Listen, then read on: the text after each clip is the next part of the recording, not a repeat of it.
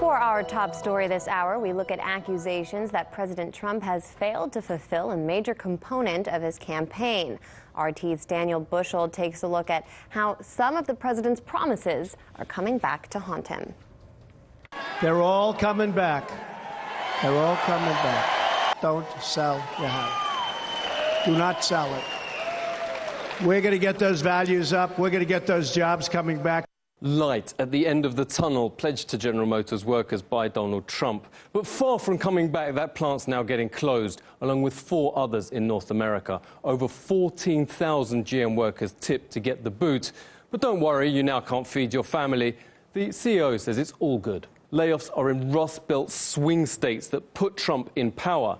The Donald says he's not happy. We don't like it. I was very tough. I spoke with her when I heard they were closing, and I said, you know, this country's done a lot for General Motors. You better get back in there soon. That's Ohio. Talk is cheap. Republican-led Congress has done a lot for GM management, passing vast tax cuts worth millions. Congressman ripped GM, pocketing that windfall, then stabbing employees in the back, calling it greed at its worst, and more.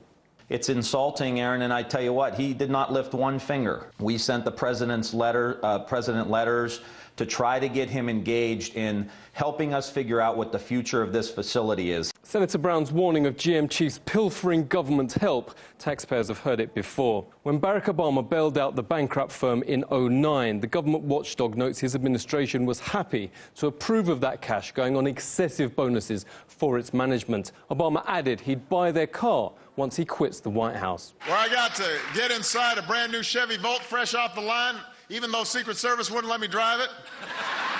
But I like sitting in it. And 5 years from now, when I'm not president anymore, I'll buy one and drive it myself. Well, GM just pulled the plug on that model and 5 others. By the way, that news release about optimizing workers and unallocating plants just before the festive season boasts a cool motto: 0 crashes, 0 emissions, 0 congestion. At the moment, it's 1 executive tax break, 5 plants shut, and 14,000 sacked. Trump and GM execs, you're fired. With GM and Trump in question, I'm joined now by organizer for Democracy at Work, Kevin Gustafson. Kevin, why is GM making these layoffs now? So it's really hard to know exactly why they're doing it at this point. Certain market researchers will say that it's a market necessity, that essentially it had to do it because of declining sales of sedans, particularly as the market sort of shifts to SUVs and more electric cars and things like that.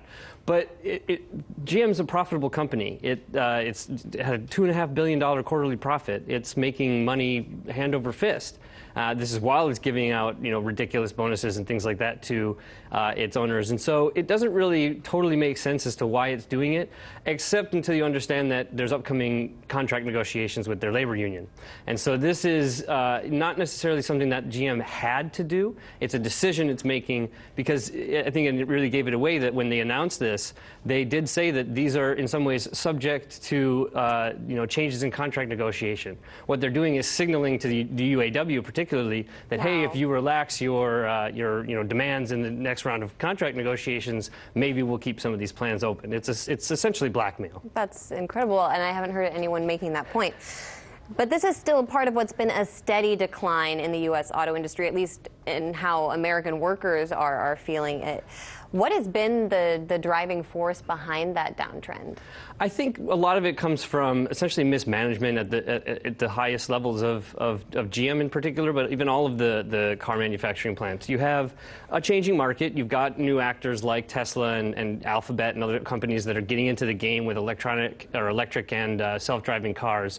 But the larger issue is really just the fact that the companies have really not invested in the kind of infrastructure and workforce that they would really need to be the kind of 21st century business that GM is claiming that it wants to be. I mean, obviously what GM is thinking is that to be a 21st century company, it needs to cut workers, cut its labor force, and really what especially the UAW has said, look, they're not doing anything in Mexico. They're increasing production in Mexico. So this is really an example of the fact that there has been a decline in the market in terms of the United States and the work that's being done in the United States, but it's not really affecting other places where frankly, labor's cheaper. And so these companies are making decisions that corporate executives sort of feel that they're demanding to make. They're optimize workers. Exactly. And so these optimizations really are anti-worker programs and going against the union, which used to be one of the strongest in the country. But that's the other half of this whole story. And what's responsible for that,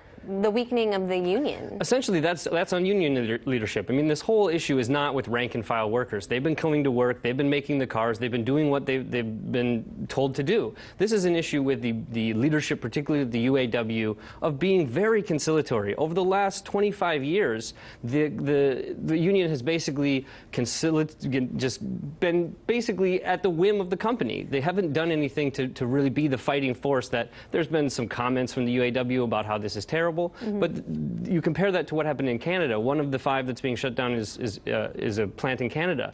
Before the announcement was even made, as soon as the union heard of it, all the workers left. They walked out of the shop. So you compare that to what the UAW response is, which is to say, oh, this is too bad, and maybe we should talk to President Trump about it.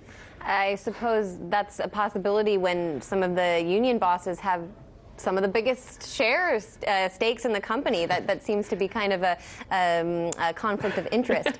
What hope would you offer the rank-and-file employee at GM right now who doesn't know if they're going to be able to house and feed their family in coming months? What do you think they should be demanding? So despite the fact that the GM has basically said, look, the ship has left the dock, the ship has sailed. That's not the case. These plants are not closed as of today. They will be closing or changing. So the first thing that I would say to all these workers is fight.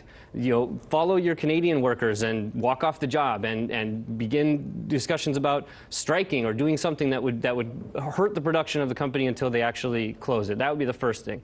But the second thing is this really brings out a larger sort of policy issue as to what we should do in these kinds of instances. There's countless examples of companies that just decide, hey, look, we're just going to shutter the shop and that's all that we're going to do.